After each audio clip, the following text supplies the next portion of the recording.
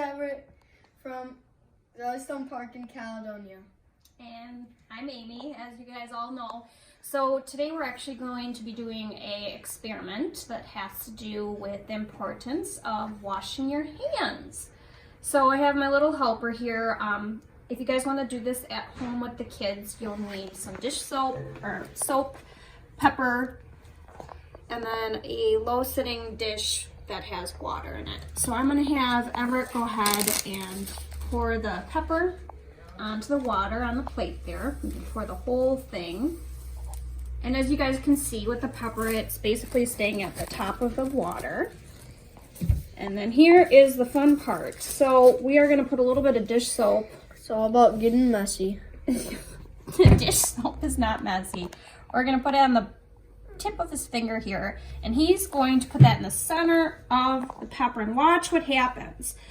So the first question I'm sure you're asking is why the pepper flakes float. Why don't they sink or dissolve in the water? Well, pepper is hydrophobic, meaning that water is not attracted to it. Because of that, the pepper can't dissolve in the water.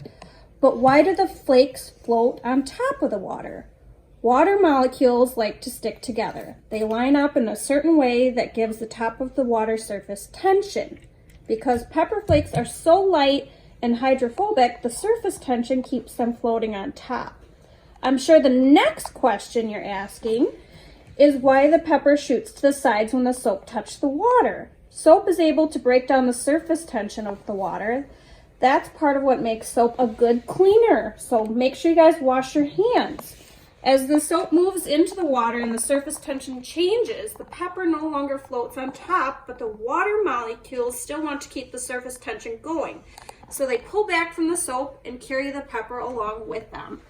So really cool type of experiment to do at home with the kids and teach them about washing their hands, especially in these trying times.